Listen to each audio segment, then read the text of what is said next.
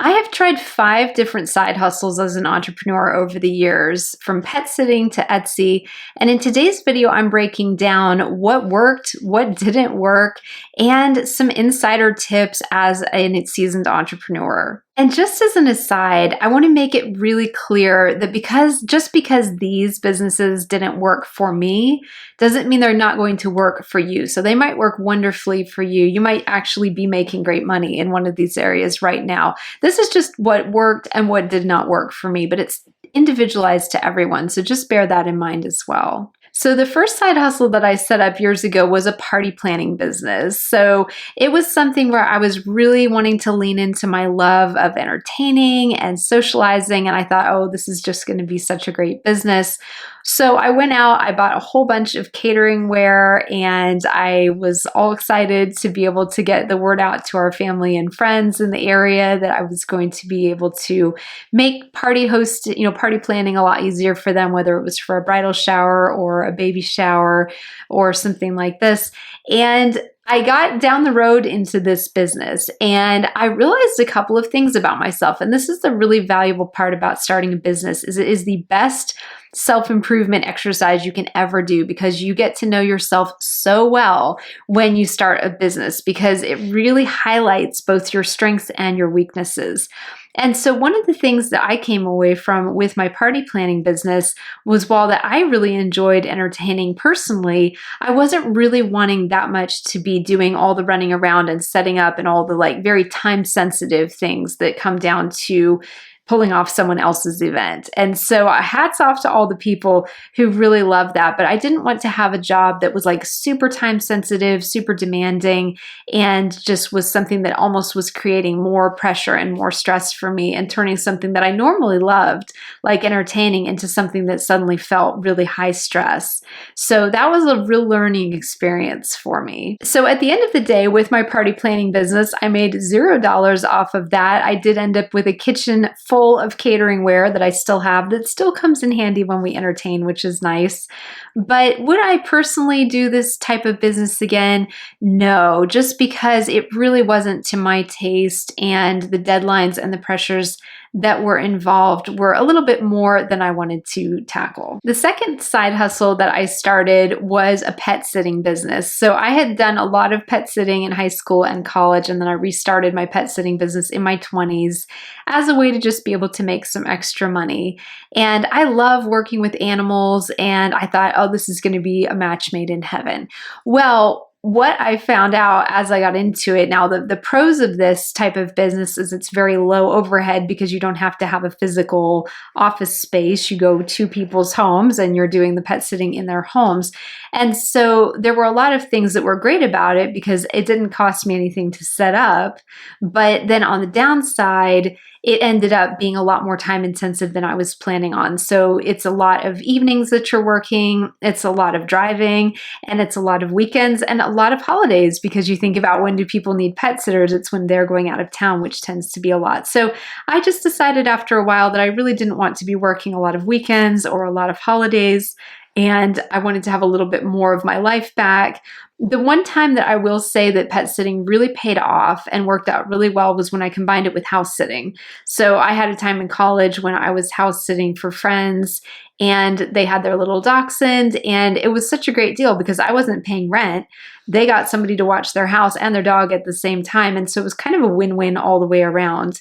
And so I was getting paid to live in a nice, enormous house and play with the sweet dog, and I didn't have to go anywhere. I will say pet sitting will probably work out better if you live in a higher density area. But at the time I was living in a suburb, it was a lot of driving. And I just decided, I really value my time. I don't want to be in the car all the time. And while I love my pets, I don't necessarily want to sacrifice my whole quality of life running around trying to take care of other people's and giving up my weekends, evenings, and holidays. The third side hustle that I started over the years was a food blog. I loved this project so much. I was so sad when I eventually moved on from it. One thing I have learned is when to move on from businesses. Because if you try something and it's either not making the money you need it to make or something about it isn't clicking, the next worst thing you can do is to just keep doing it year after year and hope it gets better with no plan. So it's always really helpful to think that through, just kind of as an aside, to think through, if you're going to start a business, kind of what it needs to do for you by when, and kind of put it on a little bit of a timetable. And if it's not doing what you need it to do in terms of revenue or whatever you're looking for out of the business by a certain time, say a year or 2 years or whatever, to know when to say, maybe this isn't the opportunity I thought it was going to be. Maybe I need to shift gears a little bit. It's a hard thing to close businesses down. I've done it to several now. It's never easy, but it's very important to know when to move on. Anyway, so this third side hustle that I started is the food blog. Now, super fun project. I love cooking and I love historic recipes and historic cookbooks. So I thought, oh, this is great. I'll have a food blog. I got into this about 15 years ago. And even then, 15 years ago, the blog, blogs were a big thing back then. And the blog and the creator economy was already really oversaturated in that area. Now, I totally do see food content creators who really break out on Instagram or TikTok or YouTube, or maybe they have a Substack where they really just kind of break through and do very well for themselves. But overall, in so many different areas, the creator economy is very oversaturated. Now, like I said, though, there's people who break through in every industry you can think of from time to time. But I think the stakes are really high these days to do well in the creator economy, whether that's on social media or on here on YouTube, is there's just so much competition. So I would say it's easier if you're going to start a kind of content creator job, which is more, we can lump the blogging into that. But I think a lot of more of the food blogging today happens on, say, Instagram,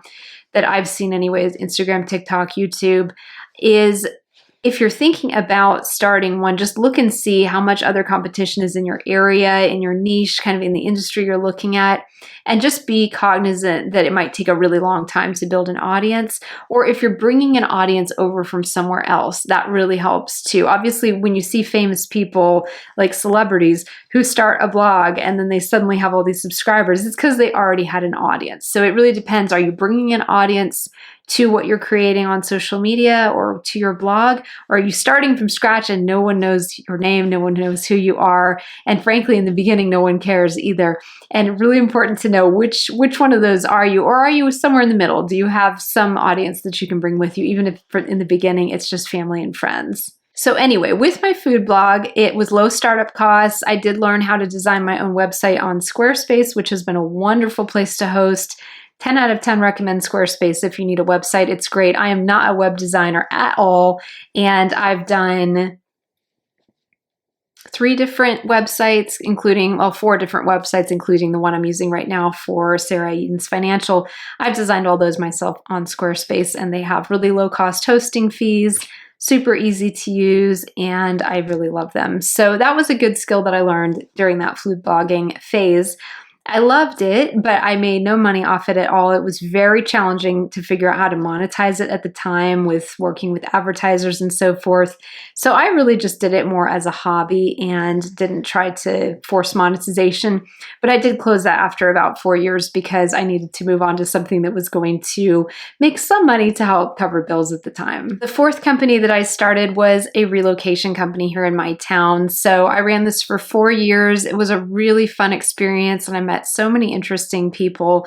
What I found with this business is that you can start a business that you think people are going to come flocking to, and then you're sitting there watching your phone and it just doesn't ring because you ended up starting a business in a niche that was too niched down. And you see people in the business space and entrepreneur space talk about this all the time, about how niche is too niche. Well, in this case, mine was too niche because my town is not, it's a big town, but it's not huge. And there were a lot of people at the time moving here. And then the pandemic hit and suddenly no one was moving. And so it was like my client base just kind of dried up at that point. But also what I found too is I hadn't really done my homework on what relocation consultants do. So had I wanted to work with corporations who were moving their employees to my town, that would have been one thing, but I was looking to more work with one-on-one individuals and not corporate. And so that was just something there wasn't any demand for, because people, when they're moving to town, they will talk to their realtors and use them as a resource, or they'll just simply look things up on Google. So there was no reason for them to pay me for relocation help. So that was a real learning curve for me as well, and a mistake that I'm never going to make again, of really when you look at your business, right? Look and see, like, is there any demand for it? Like, what are people in this industry already doing? Is there demand for it? If there's not demand for it, it might not be worth my time, even if it sounds fun. So that was another business where I didn't make a lot of money. It was very time intensive setting it up. I did learn even more business skills, even more entrepreneurial skills. So it was a really good learning experience, but again, low revenue. And after a couple of years, especially with it kind of hitting that really bad timing with the pandemic when everyone wasn't moving suddenly, I just decided to move on from that. And then the fifth side hustle that I've tried was my best success yet. I have loved it. I started a vintage boutique on Etsy a couple of years ago, and that was something that I have really enjoyed. I can highly recommend Etsy because they do so many things well. There's very low startup costs to setting up an Etsy shop. It's a one-time fee. You can list items in practically any category you can think of that they allow you to sell on Etsy, which is a lot of different areas. And so you can do things you make, you can do things that you source, like my company, where I source things from antique stores and thrift shops and estate sales, and then bring them to my audience in this really curated, beautiful shop that my customers love and I love running. So it's just a wonderful situation. They have really low cost listing fees. You don't have to have a website. They do all your marketing for you, which is really wonderful. They handle all the payments.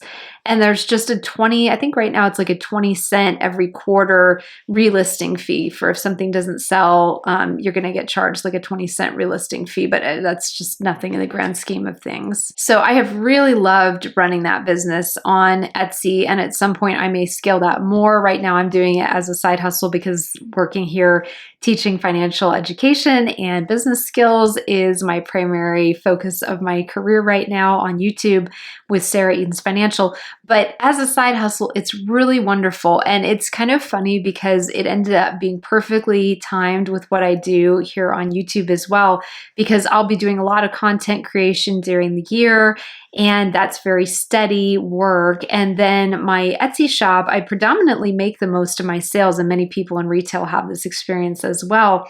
I personally make the most of my sales over the holidays. And so basically what happens is then when I'm ready to wind down from YouTube for the end of the year and kind of take a holiday break, that's when my Etsy shop ramps up and I'll get the most of my sales. So then I get to go spend my holidays doing my fun business and shipping out orders to all my customers and making everybody happy with gifts for themselves or gifts for their friends and family. And so it's just such a fun thing the way the timing worked out. I did not even do that intentionally at all. But I can really recommend that if you have like a full-time job and a side job, to kind of think about how it's all going to play together and work together that way in terms of timing.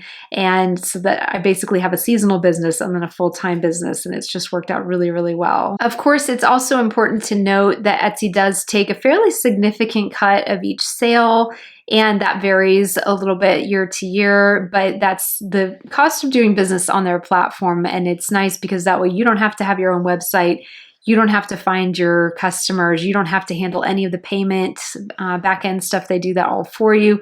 They send you your tax information and, for year-end taxes.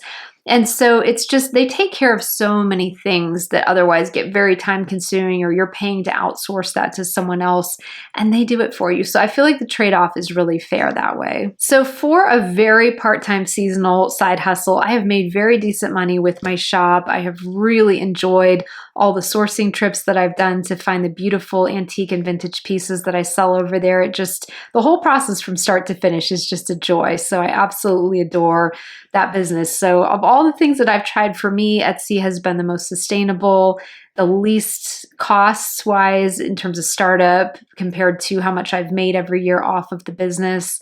And it's just been a wonderful experience. I have gotten lucky and have gotten just some wonderful customers who I just really love interacting with them. They're wonderful. There is the customer service piece where you will get messages from potential customers or have to work through a shipment issue or something that maybe got damaged or lost during shipping. So there's a little bit of that customer service kind of front-facing thing, and that's always like all handled through their platform on Etsy, so it's super easy, which I really appreciate. The other thing that's really a pro about Etsy is that you can easily scale it once you find your niche. So once you get into your niche with your business with Etsy and figure out what your customers like to buy the most, you basically just purchase more of that for your inventory, knowing that that'll sell, and it's super easy to scale. And then if you want to hire a contractor to be able to handle your shipments and have a part-time contractor come in and do all the shipping for you so that you can manage the listings and everything else, that's definitely a possibility as well. So it's relatively easy to scale.